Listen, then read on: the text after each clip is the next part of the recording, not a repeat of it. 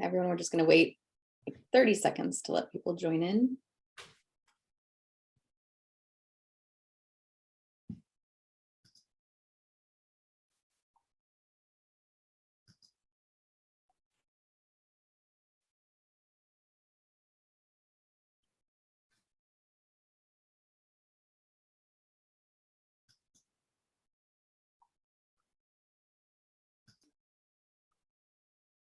Okay, well, we'll get started. Thanks so much to those of you who have joined in today's webinar on everything a Salesforce admin needs to know about lead score. I am Sarah Nichols. I am the engagement manager here at Expert Marketing Advisors. I also spend a lot of time on the marketing program side of things, and I'm excited to talk about lead scoring today. And I am Stacy. I do the Salesforce implementations for EMA. So a lot of brand new orgs, a lot of training people that have never used Salesforce before, a lot of training brand new admins, which is especially fun to do. And I also do Salesforce blog writing for Salesforce Ben and for EMA. So that's pretty fun too. Yeah. So Sarah, what is lead score? Yeah, so we're going to dive into just kind of the basic background and definition of what lead scoring is and how we utilize it to make that handoff from marketing to sales. So lead scoring is really a shared activity between both marketing and sales, and it's a way for us to rank someone's sales readiness, essentially. Day to day, you'll meet somebody even in person and, they'll express interest in something and you can say, okay, like this seems like a good fit from a sales perspective. And this is our way when we've never had a chance to meet anyone to take a look at what behaviors they're taking, who they are, what their professional background is to determine, is this person, do they have the intent potentially down the funnel to make a purchase? The goal of lead scoring is really just to identify who is ready to move beyond our marketing nurture emails and our marketing activities to sales, and which require a little bit more nurturing before we pass them on to sales. But no lead should be left behind. We want to look at everybody. Everybody's a potential customer. So lead score is really based on interest shown in a business and their current place in the buyer journey. We look at it from two sides. We look at it from their behaviors and their demographics. Leads behavioral scoring is saying they've took these certain set of actions. They've registered for a webinar. They've looked at 5 pages on the website. They've requested a demo. And then we rank them with a score. And demographic looks at who is this person? What's their job title? Is that job title a good fit for who we anticipate would be our buyer or influencer? Do they have the right amount of revenue to be able to afford our offering? And we set a threshold for a score. So typically an example of this would be a threshold of 50, and we want to see half of those points coming from their behavior and half of those coming from their demographics. So and I think that feeds in, really well to kind of the difference between sales and marketing. And marketing's job is not actually to create deals or to create sales. It's to create that funnel that supports sales, because they're the ones who are actually going to be calling and negotiating and trying to get the actual deal done with the prospect. Marketing's job and lead scoring is before all of that happens. And so we really want to know which of those people signing up for our webinar, which of those people reading our blog are really potential customers and potential prospects we can send to sales, and which ones are not. Yeah, it's a great point. I mean, as we set up the marketing and sales funnel, it really is a conversation between marketing and sales, because from the marketing side, it's like we know the best practices, we know indications of interest, but then sales is having those real-time conversations and can say, these people just are not a good fit, and they need to be communicating that back to marketing so that we can have the scoring in the best place, that we're sending good leads, not just a ton of leads over, but good quality leads over to sales. So we can take a look at this just kind of for those visual learners of what this actually looks like. this is just a spreadsheet, not what it would actually look like in your marketing automation tool, but just gives like an outline of kind of what weight we would give to certain behaviors and to certain job titles. So for example, if you look under behavior scoring, one website session, it's an indicator. I mean, they showed up, they're on your website, like maybe they have an interest, but it doesn't tell us a ton of information. So we weight that with a 5. And if they're visiting, many pages, many different solution pages, for example, we might bump that score up a little bit higher. But if they're actually filling out a form, that is a really good indication that they want to speak to someone with sales. So we're going to pretty much automatically set them as an MQL. For demographic scoring, we'll give different weights to people based on if they're an actual buyer versus an influencer, the size of the company, their budget. But another piece that I didn't really show here is that we can go beyond this and also suppress people. So if we want to suppress competitors, internal employees that they're in your marketing automation tool, but they're not scoring. We can also do something called decay scoring, where if they haven't taken any action within X amount of days, maybe 90 days, we might want to decrease their score. So, it's always in motion. And one thing to note is that we can put a cap on the score, because a question we'll get is, well, does their score just keep climbing? And we don't want that to happen where they have like a 1,000 score and we don't really know what to do with that information. But I don't know, Stacy, if you have any input on the Salesforce side of things for that, things that you've seen. From the Salesforce admin side, this particular view is one that I end up seeing a lot on calls, but I don't actually have a lot of Salesforce admin input that I can provide here that's useful because I'm not a marketing expert. So, I can sort of guess, and from how long I've been working with you, Sarah, and the EMA team, what sort of things are positive indicators and what sort of things are negative indicators. But really, this is just sort of informational for the Salesforce admin. But I do like to know, because it's going to impact the field in Salesforce, it's going to impact campaign membership in Salesforce. So I kind of want to have a general idea of what things are going to cause changes in Salesforce. And this behavior scoring list is, almost exactly a list of the sort of logged activities that I'm going to see on a lead or a contact in Salesforce, or campaign membership as well. Perfect. So one thing I wanted to touch on is data hygiene. It's like, is it really related, but kind of an adjacent topic.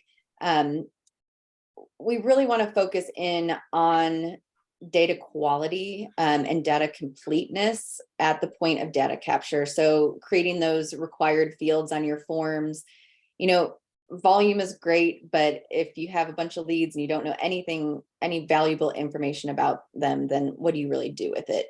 Low quality or incomplete data can really hinder the lead scoring process because we don't know their professional information.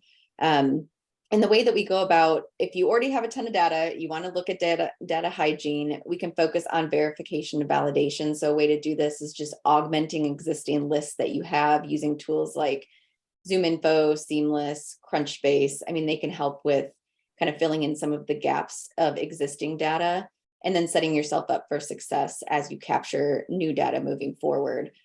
We typically recommend doing a data hygiene check at least quarterly, just stay on top of it so you don't get too bogged down.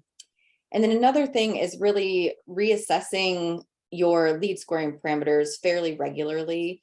It's not a static one time, one and done type of activity. We really want to be taking a look at, is the weight that we're putting to certain behaviors and demographics really accurate? And this goes back to the conversation between marketing and sales. Sales can say, yes, they're taking this action, but in the conversations that we're having on the phone and in person, it really isn't accurately reflecting their interest. We need to adjust that score. If we have a certain threshold of, say, 50 to become an MQL, and they say these people are reaching 50, but they're just not ready. You're sending them over and they're not ready to go yet. Then maybe we bump that up a little bit. So we make sure that they come with a little bit more readiness to the sales team.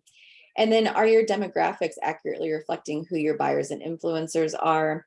Some of the smaller teams, the startups, sometimes don't even know who their ideal customer is, and scoring is an opportunity for them to hone in on who's actually going to be making a purchase. They'll say, anybody with money is my ideal customer, and that's not necessarily the case. We want to make sure it's a really good fit. And so sometimes we'll even turn down the threshold to something, instead of doing 50, maybe do a 20. And it gives the sales team the ability to take a closer look at who is MQLing, what's their job title, what size companies do they work for, who's actually a good fit. So all that to say, when you put lead scoring in place, make sure to revisit it regularly, and that it's actually working for you and the sales team and producing good quality leads. So now we've gone through kind of the overview of what is lead scoring, and we're going to dive into what Salesforce admins specifically need to know. Perfect. So it's so interesting that you talk about sales and them, telling marketing if something is or isn't working. And it's such an interesting thing because, I'm sure you've seen it all the time, Sarah, is how many clients do we talk to where, the sales team will say, why is this an MQL? I have no idea why this came over to me. What did this person even do? And it's something that we find ourselves repeating all the time is, this is what lead score is. This is why it matters to you as a sales rep, because it's something that is sort of an indicator of a quality prospect. And we definitely find that sales teams who don't know about lead score or don't know a lot of what marketing is doing or trying to help with them, they can't turn around and support marketing, or they're not able to give effective feedback, and it just sort of silos those two teams, and they can't really work together effectively, which is definitely something that we want to try and make those teams more integrated so we can get a better performance for everyone. So when we're actually in Salesforce, what we're looking at is just sort of a basic score would be just a number field. And that's what we're showing here as our lead score. And that's something that I recommend showing. I don't recommend hiding it because I don't think that we want that information to be a secret. I don't think it's a good thing for the sales team to have less information about a lead. But you don't have to show them the exact number if you don't think the particular number is relevant. If you want to, I've seen people do what we have here, which is a lead quality formula. So we're just doing a text formula. If the score is greater than or equal to 60, we're doing high. If it's, let's say 40 to 60, we do moderate. And if it's under that, we do low. You can do enlightening. You can do what we have here in the top right corner, which is just a rich text component, which has a criteria on it that only shows the component when it reaches a certain score. And then in addition, in almost every case, lead score is tied to lead status. And so once we hit that threshold in Marketo, I believe the out of the box is 65 points. So we'll update the lead status to MQL or SQL, AQL, whatever terminology your company uses, but lead score and lead status are generally really tied together. And there's a lot of ways to show it or to present it in Salesforce. I will say, I think the only wrong thing you can do here is to hide it completely and not show your sales reps anything for lead score. That's going to keep them in the dark and make it harder for them to give quality feedback. Stacy, we have a question that kind of relates to this area. Is we score in HubSpot and push to Salesforce. Are we able to score directly in Salesforce? Do people do that? So yes, I have seen people do that. However, I would only recommend that if you don't have a marketing platform that can do it. And that's because your marketing platform is generally going to be better at lead scoring than Salesforce, because it has a little bit better view of what people are clicking on your website, UTM tracking, and all of those sort of things are going to be very easily visible in your marketing platform. And some of those things are not visible at all in Salesforce or very difficult to see. So I wouldn't recommend Salesforce unless you don't have a marketing app at all. Marketo, you can do this really easily. HubSpot has a way to do it. I think even Pardot has a way to do it. So I would definitely recommend the marketing app if that's an option for you. Perfect. Great question. So once we get that lead score into Salesforce, what do we do with it? And there's sort of an endless array of options here. One thing you can do with it is notifications, and I would definitely do this if you have a really solid threshold that you're happy with and you think works really well, and your sales team is in agreement with you on that. So this is just a basic example of an email alert you can do. You can also do these out of Marketo or HubSpot or whatever the tool is. If you're just using Salesforce, you'll just want to do it with Salesforce. But whatever it is, it's important that we all are aware and we know what's happening, and also what this alert means to the person that's receiving it, which is usually like the lead or contact owner.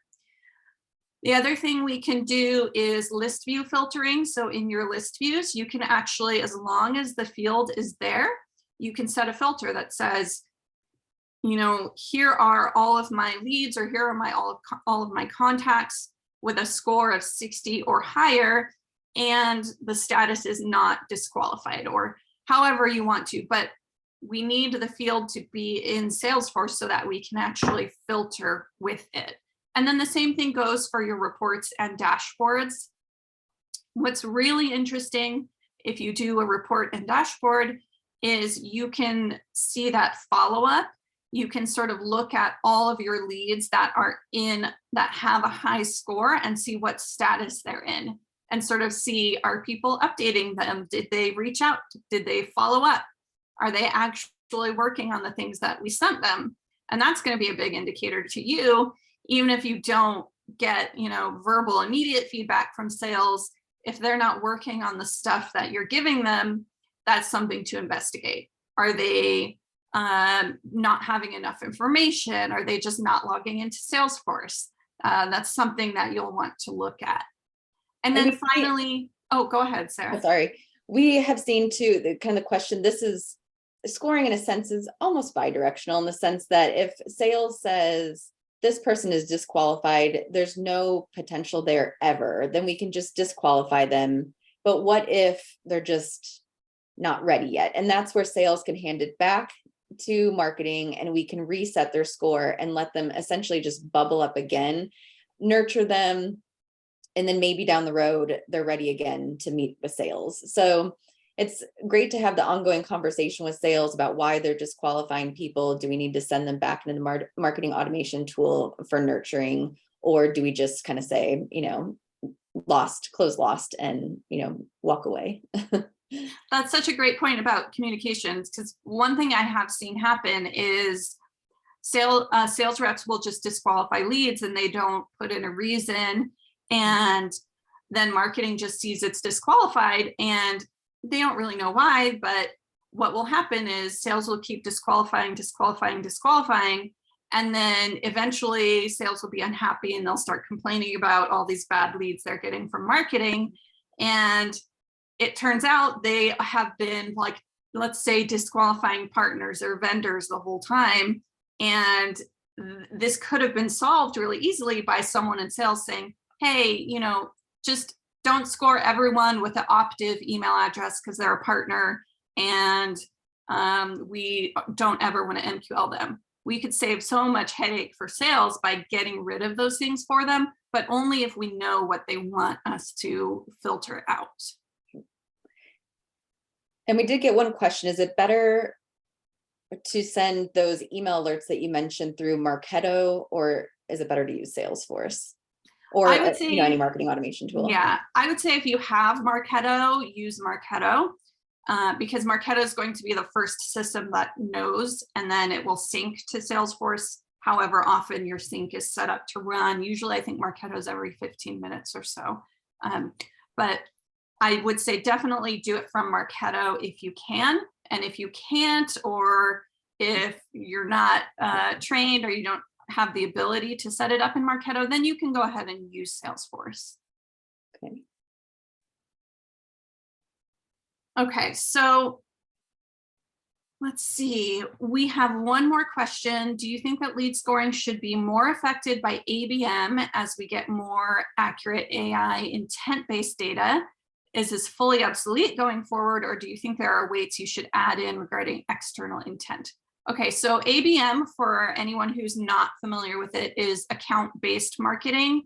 And that's sort of where your sales team will choose a selection of companies that they're targeting, or maybe an industry. We see a lot of people adding accounts and contacts for Fortune 500 companies or Global 2K companies. And that's sort of what ABM is. We're targeting particular companies. We're not waiting for the leads to come to us.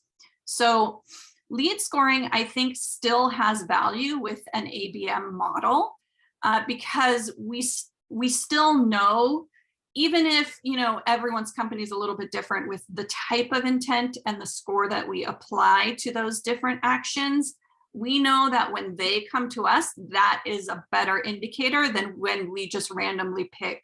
Even if you are targeting a specific company, someone that shows interest on their part is going to be more likely to become a prospect than just someone that you pick. Mm-hmm. So there's definitely, I think, still value in lead scoring in the long term, even with AI intent and ABM and all of that. And also, if you're doing list polls where, you know, from an ABM perspective, and you're doing, you know, a list poll based on actual company name, you'll get, you know, you can get a laundry list of folks internal to the company, and lead scoring can help you hone in on who the best person is to speak with on that team. So you can reach out to the actual decision maker instead of somebody who may have no influence over a purchase. Yeah, great questions, everyone. Thank you. So I think we're ready to move on. If we have any final questions or anything that anyone would like to add in. And if something pops up, you have a question after the webinar, feel free to come over to the Expert Marketing Advisors LinkedIn page, leave questions there, reach out to us. You can also contact us at contact@expertmarketingadvisors.com. But wait just a second and give people a chance if there's any final questions. It's so interesting, Sarah. I reached out to one of my clients this morning, a Salesforce admin. I wanted to see what she would say. And I asked her, what do you think lead score is? What is lead score?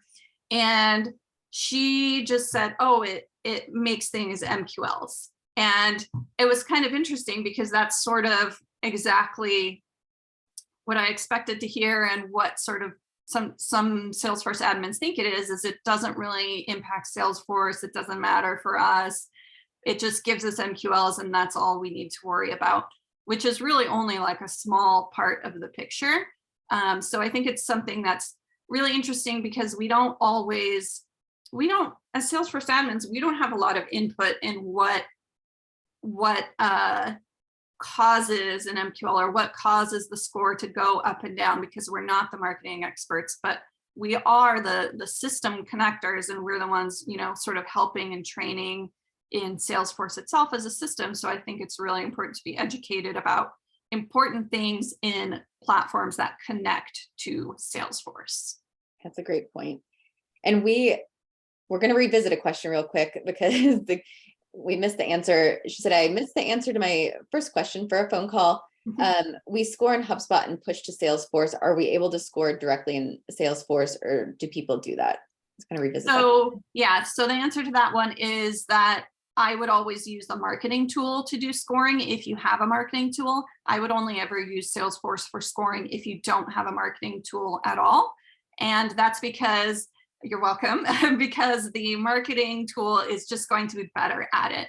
It's able to track, most of them are able to track UTMs, and they're able to track a lot more activities that a prospect might take. as opposed to Salesforce, which is really just the recipient of data from other systems and might not even have access to all the data that's required to have a good scoring model. Perfect. I think that's the last question. So thank you so much to everybody for joining us today. It was a really fun conversation, some good questions. And thank you, Stacy. And Stacy is going to be at Dreamforce next week. Do you want to talk about your session real quick? I am. I'm really excited. I'm doing the one dashboard every admin needs. It's a dashboard that uses all out-of-the-box components, so there's no cost or anything. Any admin can set it up, even if you're just learning Salesforce. It's a great dashboard for you. And it's just going to tell you all about the users in your org, any licenses, your API calls, overages. Really, the point of it is to make sure that when your Salesforce renewal comes up, you're not spending more than you need to. And you're also not surprised when you run out of Salesforce licenses. So it's a really good session. I hope everyone that's coming to Dreamforce is able to see it. We'll do a blog post on it as well. And thank you, Sarah, for doing this webinar with me today. I think this is actually our first webinar that we got to do. We've never done one together. So this is a lot of fun. And I'm glad we got a lot of really great questions. So thank you, everyone, for coming. Yes. Thanks, everyone. Thank you. Bye. Bye.